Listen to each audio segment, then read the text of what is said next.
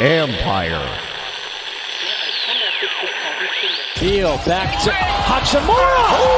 Konnichiwa! First off, happy Thanksgiving, everybody. It was more just shocking to hear from him and understanding that he gets the most assists from me and the most spoon-fed baskets ever. You know, the culture is actually damn good. To sit up there and to say you don't have a culture problem in the nation's capital, everything about the organization points to a culture issue. One guy took a in another guy's shoe. I'm a little pissed off about it, but I know how I am. I was kind of expecting it. It's disrespectful. It was like Eric Killmonger going for total domination. What hung is mine? We're not going to be fucking sunk this year. We're the Stanley Cup champions!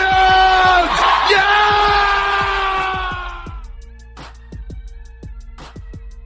Thank you for joining us today. We are the Beltway Sports Bros. I'm Matt Vazana, and as always, my brother Noel.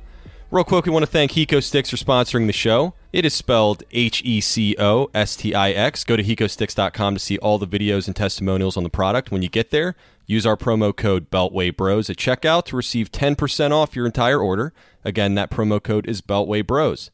Hey, Noel, football's back. Here we go. Oh, are you talking about the Premier League? Because that's back this weekend. Football is back. Oh, football. No, man, I'm excited in a weird way. It's kind of, I don't know, like an out-of-body thing. It's very weird. I can't believe it. I'm excited, though. We'll see what happens. Indeed we will. Hopefully they have lines and hash marks on the field. Let's not get ahead of ourselves. Let me get through this real quick. Please follow us on Twitter, Instagram, and the Facebook group. Just search Beltway Bros, and you can also find us at beltwaybros.com. Still doing a little writing over there, so check that out if you have a minute. One last thing, if you're listening to this show right now, which you obviously are, please hit subscribe or follow so you don't miss a single episode going forward. Later in the show, we're going to have another installment of a Top 5 Friday. We swear we're actually going to have it this time. It's back, baby! Last 2 weeks, we had some, the week prior to last week, we made a concerted effort not to do that. But last week, we actually had some technical difficulties, and that one will never see the light of day. I think you were trying to sabotage it. Oh, yeah? You've never loved her. You've never fully embraced the top 5. I do it for you all. I fight for it every week. I'm pretty upset about that it disappeared off my computer, and I could not retrieve it. So these things happen. We'll never know. We'll never know. But I think you guys will like this one. I think it's pretty good, pretty relatable, and especially for the football season coming up. So we'll see how that goes. But anyway, to start things off, we've actually got some real football to talk about. This is not just, hypothesizing and hoping that the season actually starts. It's actually going to start, much to all of our surprise. Hey, we even had a game last night. But because we are a DC sports show, what do you say we preview the Washington Eagles game, shall we? Let's do it. All right, so just to start things off, we're going to be doing a preview and prediction every Friday before the game to get you all geared up for it until maybe week 5.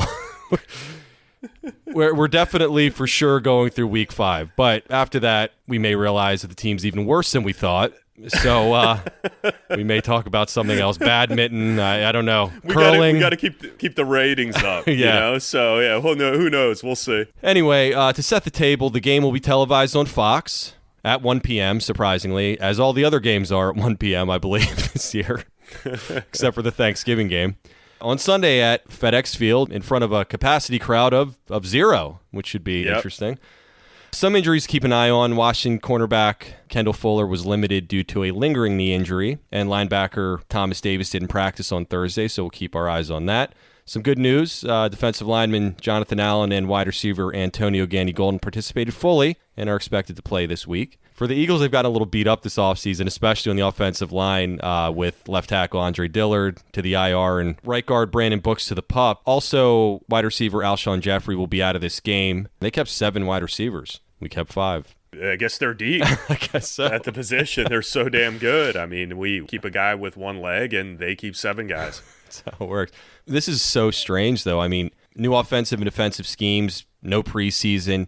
We have even less of an idea what to expect than normal. Well, I mean, everybody's kind of just riding in blind this year, Right. How about let's start with the offense versus the defense, shall we? Let's do it. It's going to be a fun affair. Well, on the Washington side, obviously Haskins is now the starter, right? You got an interesting lineup at running back.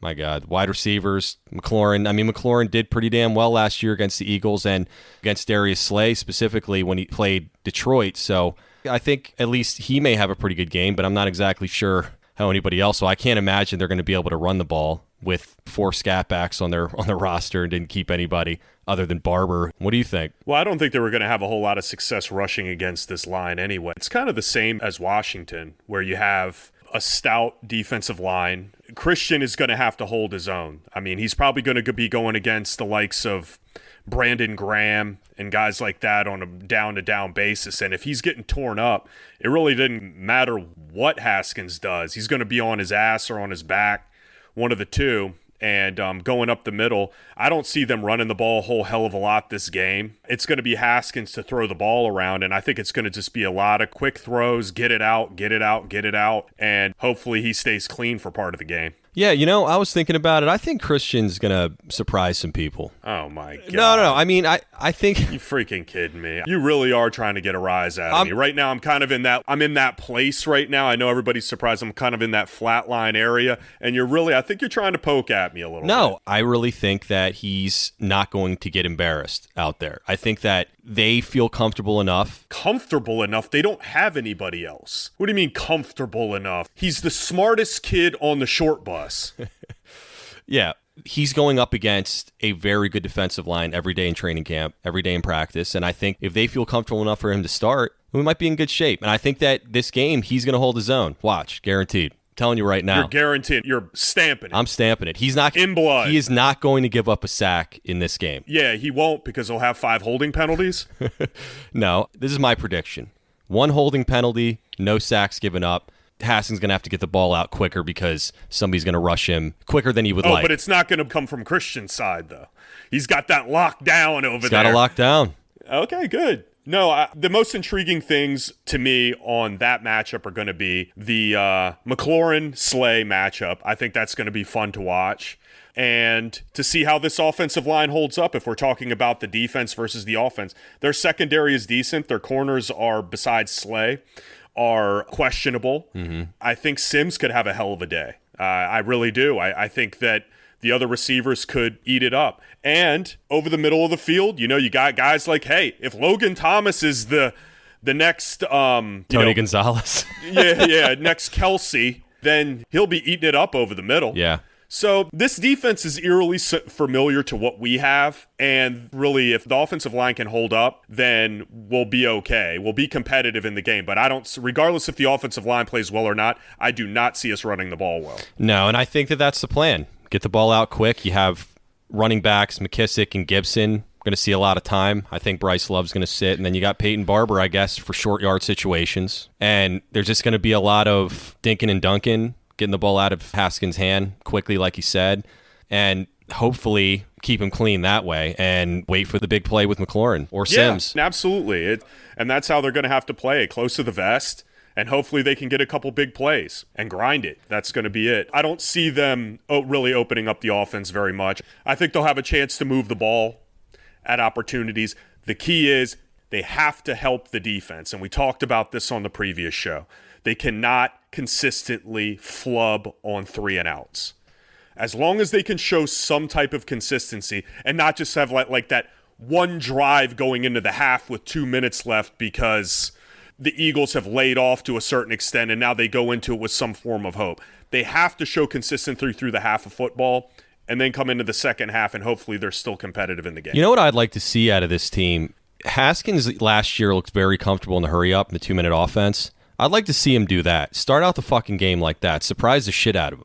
Yeah, no, that could be good. I mean, there's no tape, really. Yeah, there's nothing. So, yeah, go out gangbusters. Especially if you plan on doing quick passes and not really running the ball. Shit. I mean, use Gibson and McKissick and Haskins looked very comfortable in the 2-minute offense. Obviously, this is a different offense, but I think this is going to be a lot more creative and fit Haskins' skill set a lot better and not, fit a round peg into a square hole type of thing like Gruden was doing.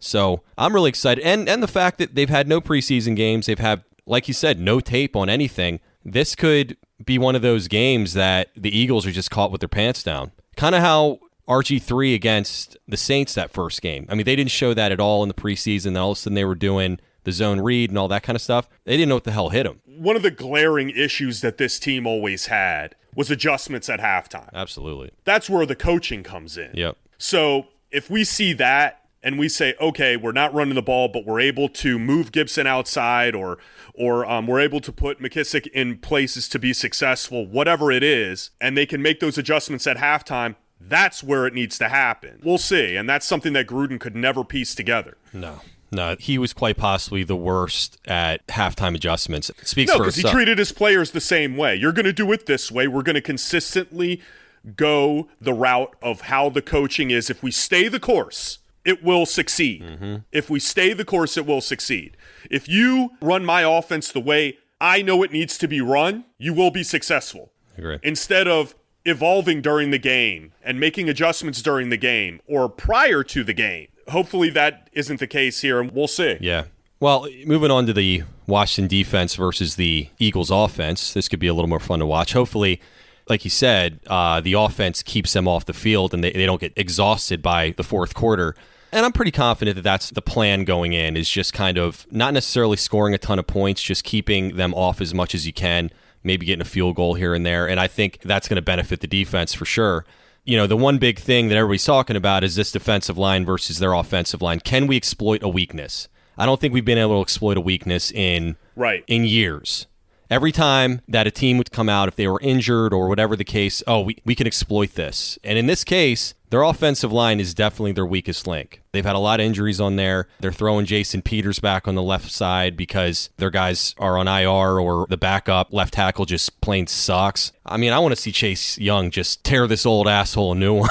How nice would it be if he just blasted Jason Peters right into Wentz first drive? It would be great. Put his helmet in his spine. No, it would be awesome just to see that consistent pressure. And Wentz is one of those type of guys that if there is pressure on him, he has issues. A lot of quarterbacks are. Right. But we've seen it when he takes it up the middle, or when he takes that pressure, he automatically starts to scamper.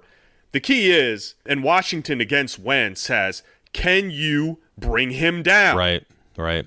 Can you bring this guy down? And hopefully, with Sweat and Young on the outside, they're just getting so much pressure on this dude that he has no choice but to freaking run with it, and they're able to contain him. And that's going to be the whole key to it. I'm not worried about this Eagles offense. I think, honestly, I know it's crazy. I think they're garbage. I really do. Garbage. I think they've got a couple of pieces. The only thing that could potentially eat them up is the huge Ertz at the tight end spot. Is Landon Collins or one of these linebackers going to be able to cover this dude? It's always been Wentz safety blanket. It's always been a guy that completely urinates on Washington, like many tight ends do. And that's going to be the key focal point. I'm really not that worried about other parts. I'm not worried about the likes of Miles Sanders and guys like that. I think this defensive line is stout and can contain this. They played well at the beginning of last season against the run as well. This offense just needs to get their head out of their ass and get out of the defense's way. That's the way this team is going to succeed this year. And with Del Rio and Rivera as the head coaches of this team, I think that that's feasible. Yeah. And that's it. Don't get cute. If you want to make some matchup changes on offense and things like that, fine. If you have some Swiss Army knife guys, fine. But know where your power is, and your power is in this defensive line, and to keep the Eagles' offense, that they have to go to a grind. And that's it. And that's where it's going to happen. I swear to God, if Deshaun Jackson scores a touchdown over 50 yards this game, I'm going to throw my fucking remote through my TV. This better not happen. They know what they have. Obviously, there's a different coaching staff, but you know what Deshaun Jackson's out there for. Yeah. In the first game, would he have 2 50-plus yard bombs against us when he was just playing? I mean, come on. If that better not happen, I think you're right about Zach Ertz. This linebacking core concerns me. Yeah. They may have Apke on Ertz. He's quick. I don't know if he's big enough. Not when you have Deshaun Jackson over the top. That's true. But I mean, they do have weapons. I'm just not really that concerned about this Eagles offense, especially in the decimation of their offensive line. I think they have some serious issues. Yes, people are picking them to make the playoffs. Some are picking them to even win the division. I just don't see it. And I think that Washington is crap. But I don't think that the Eagles are world beaters, No. especially on the offensive side of the ball. It's a very eerily similar team to Washington. It really is. They've got a couple pieces that are better than ours, but I think we have a couple pieces that are better than theirs. But at the grand scheme of things, they are in the trenches on the defensive line. So are we. And their offense is predicated on, is this offensive line going to protect Wentz? And is our offensive line going to protect Haskins? They're having the same issues that we are. Yeah, and I believe in this, at least defensive coaching staff's ability to put the defensive players in the right place. If there's anything that they can do well is coach defense. God only knows about Norv Jr., but I do know that Del Rio and Rivera have a great track record of this. And I think that they've got a lot of talent on this defense, and I just want to see them blow these fuckers up on the offensive line. Calm down. I just do. Have them be serviceable and to be able to contain the running game and not have freaking certain guys that they know normally beat them, like the Jacksons and the Ertzes of the world, urinate on them like they normally do. No, absolutely. Okay, let's slow down with the blow-ups. No, and I'm talking on the defensive line. I mean, I understand you got what you're so talking much about. talent, and like you said, the key is to bring Wentz down, and that's it. Yeah. They've gotten pressure on him. They always seem to get pressure on Absolutely. him, but they just can't get him down. And then he'll have one of those demoralizing, 12 seconds back there that he just tosses out and then scores. I mean, those are so painful. some garbage. And those are sometimes even more heartbreaking. I know. But I think that if we can contain, keep it a manageable score, there's possibilities here. And plus the fact that Washington has the benefit of them not knowing much about them. Yeah. There's a lot that could happen here, but going into who we're predicting, Yes. that doesn't necessarily mean that I'm going to go that route. So I'll give you my prediction first. Yeah. I'm going to say 24-14, Eagles are going to win. Reason being, I think the defense is going to be, on the Washington side, is going to be more disciplined. I just think that the offense just can't put up enough points. They're just not going to be able to. I think that they'll keep it close till the middle of the fourth quarter, something like that. And then what's going to happen is the defense is going to be exhausted because they're going to be on the field 70% of the time or whatever it is, and they're going to give up A field goal or something just to put it out of reach. Right, something like that, and they'll be up by 10 and the game will be over. But I think it'll be close the entire game. I just think the defense is just going to be toast by the end. But I think this defense is going to look good for the first time in many years, and I just hope that this team surprises us. Truthfully, though, I think this offense might really surprise us this game and this game only. Once film is on them, the lack of talent is going to show through once they are able to figure out what they do. I think the problem is they're still trying to figure out what they do. And that's the biggest issue. Here's my score, and then I'll retort to what you just said. I have the Eagles winning 17-10. I have a low-scoring game because I don't think both offenses are very good. The Eagles' offense is better, but still, they have not played. And how many times do we see in training camps where the defense is ahead of the curve? I really feel like we're still kind of there. Even people just as me as a fan still feels like I'm in training camp mode or in some limbo. Yeah, it's weird. So these guys got to come out here, game one, division game, no crowd. Out of no one. No nothing. And come out here and start guns blazing. I just don't see offenses coming out. And yes, there will be a few teams out there, of course. But I don't see these two particular offenses against these defenses coming out and being able to open things up right away. And I don't think they will. I think a lot of things are going to be held close to the vest because of unfamiliarity. That's my take on it, and that's why I kept the score low. I think it's going to be about 10-3 at halftime. Washington might even tie it up 10-10 in the third quarter. And then the Eagles will win the game 17-10. Yeah, I mean, and that's why college teams start with Division II teams because, they don't have preseason games, and this is just going to be weird. Every once in a while, you'll have those primetime games where they'll have, Clemson playing, I don't know, Notre Dame or something like that on August 25th. And those games are usually shit because these guys haven't done anything. All they've done is go against each other. Right. So we'll see. But I think it's going to be low scoring. I could be wrong. But I will give Washington a puncher's chance.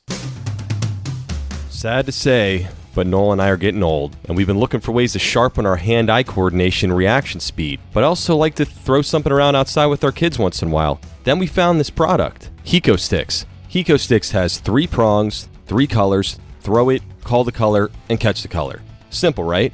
It's way harder than it looks, and there are so many ways to increase the difficulty that challenges even the best athletes. For example, Odell Beckham, Alvin Kamara, Joe Burrow, just to name a few. They use it to take their training to the next level. So HecoSticks is the winner of the Men's Health Award. Even though it's already being used across all major pro sports and college programs, doesn't mean it's just for the elite. It also has the national standard for K-12 physical education curriculum. With so many shutdowns and gyms closing, HecoSticks is the perfect tool to add to your home workout. Or you can just make it a fun competition with your family, while you're sitting at home. You can go to HecoSticks.com for more details. When you order, don't forget to use our promo code, Beltway Bros, and get 10% off your entire order. Catch HecoSticks today. All right, so moving on to the top 5. Whoop, whoop. Here we are. We're actually doing it this time, God willing. So Might get some fans back, Matt. we might. We'll see. Is there anything better than sitting on your couch and vegging out for 12 hours on a Sunday? No, there's not. There really Honestly, isn't. Especially when everybody leaves me alone and I can do it by myself. Yeah, well, That's the key, because I don't like anyone. I'm well aware of that. But is there a part of you that just is sad that you can't go see a live game? A very small part. All right, well, it was a rhetorical question. But What are you doing, a commercial? I am.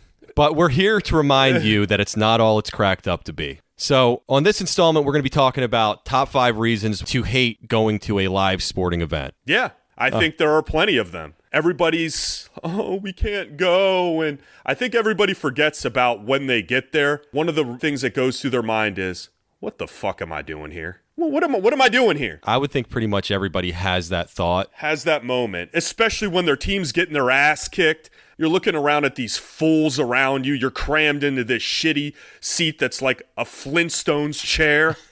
And you're like, what the fuck am I doing here? Why am I putting myself through this? Your ass is killing you. You're sweating your ass off. You're sitting on the sun side that you're getting burnt to a crisp. Right. So we figured, let's remember some of the negatives to make everybody feel a little bit better that it's not all it's cracked up to be. True that. All right, let's start with number 5. What's yours, Noel? Speaking of, I've got the elements. Primarily rain. All right, I'm just getting too damn old for this. You wake up in the morning, you got to get there early. And then you wake up and you look outside and it's a torrential fucking downpour. You've already paid for the tickets, so you got to go. Right. And then you're driving through this shit. You get there, park in some gravel shithole half the time. To save $10 on parking. To save $10 on parking in some mud pit. Don't even know if you're going to be able to get out of it. Trudge up to this damn thing. Then you find your seat soaked. Geeks with those little see-through ponchos on and everything. Everybody's on top of each other, getting each other wet. Well, you're too cool to wear a poncho when it's raining? Yeah, I am. Oh, okay. I wear one of those weather jackets, Yeah, that sounds I wear like one of those clear geek ponchos, the pair that wears the same color, the husband and wives that both wear the same one. They fucking geeks. So anyway, and then you're standing there in the rain. You can't get comfortable. No. You just can't. The only respite is please get to halftime so I can go inside where every other fucking wet idiot is. It's just a nightmare. It's off. And then going to a Washington game, you got a 90% chance that they're going to get their ass kicked anyway. And you're standing there for 4 hours soaking wet for what? So yeah, that's my number 5. Yeah, that's a good one, Noel. But my number 5 is the drunk asshole. How many times have you gone to a game and somebody's been drinking since, 9 a.m. for a 1 o'clock game, and they're just annihilated, and they're loud and obnoxious and bumping into you, and, it's just a miserable experience. And if you say anything to the guy... You're the asshole. You're the asshole. You're the bring down. Yeah. Screw you, you drunk fuck. You're ruining the experience for everybody, man. I remember, this is actually at a wrestling event, but still... Same thing. No, hold on. It's not. It's still a crowd, Noel. I'm not going to talk about the show. But this guy was annihilated. When I talk annihilated, he was behind us, and he was saying, I couldn't even make this stuff up. He just kept saying, you Albanian motherfucker. over and over. And then he would pass out in his seat. Who was the Albanian that he was speaking I don't know. to? Maybe he thought I was Albanian. I don't know. It's a possibility. Then he definitely would have thought I was. That's for sure. No, but then he would sit back in his seat and pass out and then randomly wake up and then just go, bah! And then stand up again and then say the Albanian. It was just a... You get what you pay for, Matt. See what you get at those events? Oh my God, this guy was unbelievable, and we threatened to kick the shit out of him, and then he got kicked out. But at least that happened. You know what makes me crazy about that shit? You let it go for a little while, and you're like, all right, you let it go. You try to be the bigger person, and then finally you say something, and everybody else is annoyed. You can see it in their faces, right? And everybody else is annoyed, and finally you say, you know what? Hey, buddy. Shut the fuck or get the hell out of here. Right. And everybody's universe is in their shoes. Everybody was thinking the same thing. You're like, yeah, man, go for it. And as soon as you do, everybody's just looking down and no eye contact from anybody else. You're the crazy one. Until the guy leaves. And then everybody like, thank you. Hey! Pussies. Oh my God, it's horrible. All right, what's your number 4? Late arrivals. Late arrivals to the seat. Okay. You're in the heat of the freaking battle of a game, and these hot shots, like too cool for school, like, oh, we get here when we get here, Yeah, fuckers. And so you're sitting there, you're watching a game, then of course they get there, and 9 times out of freaking 10, there's a person sitting in their seat. So they have to say, excuse me, I think that's ours. That's 14G. I think that's ours. So everybody pulls out their tickets and they have a debate about, well, it's aisle Q. It's like all this shit. And in the meantime, you're standing up. The freaking Redskins or Washington's driving down the field, and you're missing half of it because these fools are debating about what seat they need to be in. It makes you want to go bonkers. Yes. Hey, my number 4 is a late arrival as well, but a little bit different. So, what upsets me is when there's open seats, and you know me, I go... Oh, my God. I find the closest possible seat. No pride, no shame. I really like going to games with you because you do have an etiquette. You really do. But this one, he's incessant. If he sees seats, guys... He'll see seats freaking 3 sections away. I can't even see that far. And he'll be like, hey, Noel, like, you see those 2 over there? They've been open for a while. He's like the fucking Terminator. Well, and he'll bug me about it. He'll say, so, yeah, when do you think we should go down there? Matt, I'm not going down there. I'm not walking all the way down there like an idiot. And the moment we sit down, either an usher or the people, the idiots that I was just talking about, I think you're in the wrong seats. Well, in fairness, I wait till after halftime because there's no way, but it has happened before that people have shown up and said, that's our seat. I'm like, seriously? It's the beginning of the 3rd quarter. What are you doing here? But that annoys you because... Yeah. It plays into what you're saying. Why are you so... It's your fucking fault that you're that late, dickhead. Shit. Noel, I've gotten... you've become me. I've become the aggressor. The poor other people in the row are dealing with your ass and the late people. No, I don't argue with them. I'm sorry. It's happened a couple times, but I have more times than not gotten better seats because I do that. At a Wizards game, I got in the 2nd row. I had to sweet talk the usher lady, and we got to the 2nd row. To what end? It was unbelievable. Have you ever been in a 2nd row of a Wizards game? I've probably been in the 6th row. Well, second's to better. what end? So good. You get to sit next to those freaking rich kids that are on their phones the whole time that don't even give a shit with their dads. Like, don't you hate when people show up to a basket? I get it. You're coming from work, asshole. You can take the sports jacket off. Or like they'll put the jersey over their shirt and tie. Oh my God, that's the word. Oh put my a jersey God, I want to punch these guys in the face. Like, we get it. You came from the office, douchebag. We got you. Can't even loosen up the tie. I know. It's like always on the job. Always on the run. Yeah, oh my God. Those people are the worst. The worst. All right, what's your number 3? Speaking of screaming fans. What are you screaming about? What are you yelling about? You have no involvement with the game. Yes, here and there, if a bad play happens or a good play happens, fine. What the fuck are you screaming the whole game for? At what? I think you mean in terms of situations that people don't need to scream at, right? Right. You can yell in a game. Yeah, but if you're just exactly. incessantly yelling. Just incessantly just making noise. Like people that lose their voices after a game as a fan. Lino? What the fuck are you doing? Yeah, okay, perfect example. Thank you very much, Matt. Our cousin Lino. We went to the Italy-Mexico game at RFK. 94? In 94 World Cup. Yeah. We had seats, lucky us, with him. This fucker couldn't tell you what a soccer ball looked like. And he was screaming the whole game. Italia, Italia, over and over again. So we had idiots of Mexico that were next to us. And this idiot, in a sea of Mexican fans, they were screaming Mexico. He was screaming the one Italian in the place besides the two of us that were just looking at him, hoping that eventually he would just keel over.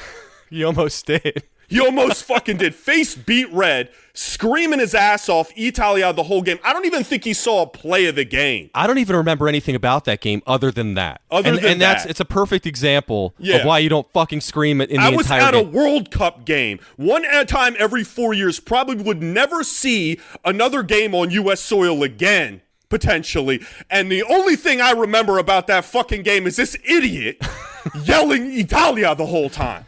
Do you remember by, like, I don't know, the 70th minute, he was almost toast. He was done. He had no voice anymore. Oh, my God. My Lord have mercy. It's still in my nightmares. Hopefully Lino doesn't listen to this anyway. Fuck him.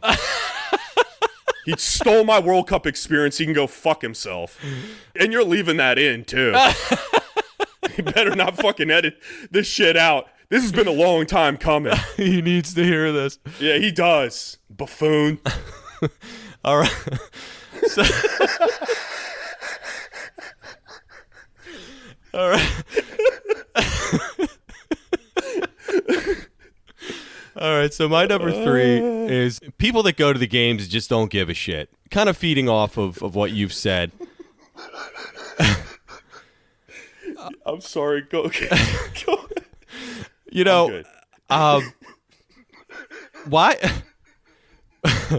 All right. All right. I'm good. Why the fuck are you at this game? Why do you go? Is it a social gathering? What is the purpose to go to a game, pay money to go to a game you obviously don't give a shit about? People that are staring at their cell phones or whatever the case is, they just bother me. And they're not innocent bystanders. They don't just leave you alone. They tend to make your experience worse because they're going up to the bathroom every 5 seconds. They're trying to go get a drink, whatever. They may even turn into the drunk asshole because they don't give a shit. They don't know anything about the game that they're watching. They just make your experience worse. And even if they are just sitting there doing nothing, they still bother me because those seats could have gone to somebody who gave a shit. No, you know? I totally understand. I know. We've pointed them out when we've been at games. Like, really? Why are you here? You have here? no freaking desire to be here. You dress to the nines half the times. Like the soccer moms. They go to their kids' games. I'm sitting there trying to watch my daughter's soccer game, right? And you just hear them squawking behind you. Talking about nothing to do with anything. Just what's on Pinterest or something. Yeah, or some shit like that. And the thing is, when they're in earshot, you're like, really? I came here to escape this. Yeah. I came here to get away from this. Wow. To not have to listen to things I don't give a shit about. That's why I leave the house. Right. It's a social gathering. It's just there. I'm just here to have fun. Well, so are we. Yeah. But it makes us look like crazy assholes because we actually care about the game. Like, whoa, you're that into this? Yeah.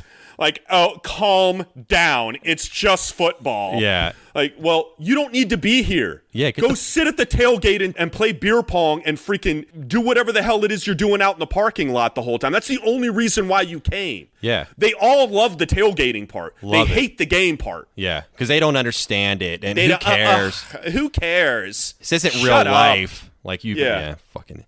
All right. What's your number 2? Sit down. How many times as a person, it could be any section, some idiot. Now, again, going back to the screaming thing, there are situational and circumstances in which it is okay. Right. Touchdowns, big plays, Bad plays, like the ref makes a bad call, you get up, you're like, what the fuck? But these guys that are like levitating over their chair, just, you're not in the game, dickhead. You're not in it. Nobody gives a shit about, the only thing you're doing is causing a wave of people that have to stand up behind you. Right. That's it. You're not at Cameron Indoor, dude.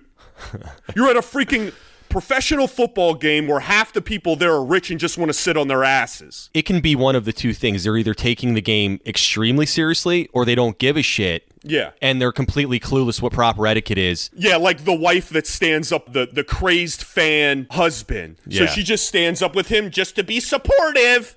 Yeah, so now you've got this wall in front of you, and you've got to be, again, the jerk that says, excuse me, sit down. And you hope that there's like an old person in your section, because you know they'll say, sit the fuck down. Yeah. What about the guys that turn around and say, like, we're at a game. You can stand up.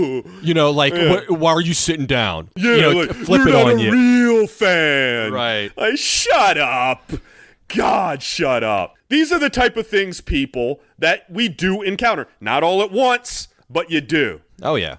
Sometimes you do all at once, unfortunately. Yeah, unfortunately. My number 2 is the guys that think they know more about sports than they do. So if you've ever been to a game and you got two idiots that are like sitting behind you and they're talking about a game, the game that they're watching, and they have no idea what they're talking about. And the guy's like, yeah, absolutely. Or another guy that's trying to teach the other guy. Like, why didn't they throw on that play? Yeah. You know, when it's like 3rd and inches, like they could have just gone for that. Yeah. You know, or like they don't know any situational football, know nothing about anything. Or the guy that's trying to explain it to his wife. Oh my God. But he still doesn't know anything about it. So it's the blind leading the blind. Yeah. God, they're the worst. And you have to hear about it. Or, you know. And they talk more than anybody. Oh my gosh. Oh my gosh. They don't shut the fuck up. They think that if they talk more and they throw out like jargon, that they're creditable in some way. Exactly. It's so bad. And kind of playing off in that one, it's not in my rankings, but like the small talkers. Oh yeah. Have you ever had one next to you that like, please, they've said like one thing to you and say, and in your mind. Oh, the small. In your mind, you're like, let's just end it there. Please. Okay, you got it out, buddy. We're sitting arm to arm, ass to ass over here. You got it out. Please, just let's leave it at that. And then every once in a while, like, they're trying to be a part of you. Yeah. Oh, my God. Just leave me alone. Right. That's why I don't go to movies and shit either. I want none of it. You could do a top 5 on movies. But, all right, so the elusive number 1. What's yours, Noel? Kids. Jurassic Park. Freaking kids. Why the fuck are you bringing a baby to a football game? And sometimes, you know, babies won't cry. The percentages are there. It's not a matter of if, it's a matter of when. So you bring this baby in, you cart all this shit in, stuff your way down a freaking row, and put like the gun range headphones on them. It's loud for the babies, Noel. What are you bringing a baby to a game for? I have no idea. What are you doing? You can't find a babysitter, really? Right. Yeah, you're completely right. And not just babies, younger kids too. Oh my God, that's where I was going. I want to talk about no etiquette, running around, or I don't want to be here, I'm hungry. And the pussy dads. Yeah. The worst. They're worse than the kids. Make sure their son is a heterosexual, so they're going to bring their 5-year-old, teach him young, you know, and bring their fucking bratty 5-year-old kid to a game. He could give two shits about it, doesn't even know what planet he's on, and you're bringing him there, and all he wants to do is get toys and get some nachos. Right. And the dad is just like trying to make it through a drive, like, okay, Bobby, like, I promise, right after this, we'll go up there and we'll go get you something, okay? So you're listening to this fool sell his son the entire freaking game, and you have these two buffoons, one that doesn't give a shit, and the other guy, he's like, whatever he can get out of the game. And usually they end up leaving in like the 3rd quarter anyway. Because even this idiot can't deal with it. Right. Where's the applause when those fools leave? I'd rather have the drunk. Wait, totally. At least he gave a shit at one point, I guess. All right, so my number 1 is the guy that gets up every 5 minutes in your aisle. God. I always seem to be in that aisle, and this can be a conglomeration of he has the kids, so he has to get up every 5 minutes, or he's drunk and he has to piss every 5 minutes. Or he's old. Or he's so old. he has to go to the bathroom every 5 minutes. Right. Stay home. If you're at the end, you got to get up. Yeah. Or the worst part is, the guy obviously doesn't give a shit about the game, but he'll stop in front of you in motion to get to the aisle, to go to the bathroom, whatever the hell he's doing, during a quote-unquote big play, or so he thinks. Yeah, stop to, like, he gives a shit, like, I gotta see this one for appearances. You do that thing where you have to slide back, just enough so he doesn't hit your knees, but he'll stop and turn and look at the game. That's great that I don't get to see it. Cool. But as long as you do, we're good. Right. Dickhead. I mean, when we go to games, I'm at my seat 90% of it. Absolutely. You're there to watch the game. I'm there to watch the game, and that's it. If I had to get up 15 times, I know everybody thinks I'm an asshole, but I do think about other people's circumstances. This person paid to come to this game.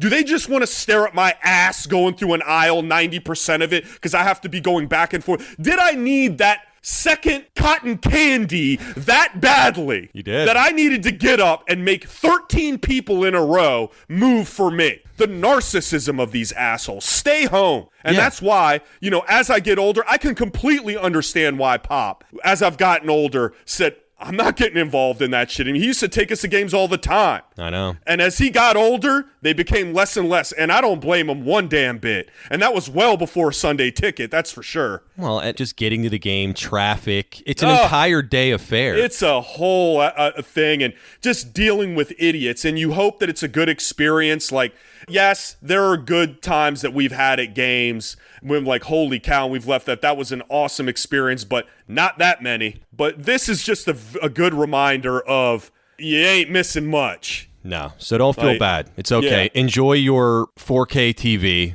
Be able to change the channel, pause it if you have to take a piss, whatever. We've got amazing technology, so enjoy it. Don't think that you wish you were there, because trust me, you don't. And a lot of guys go to games just to get the hell out of the house. Well, how about this? Boot them out.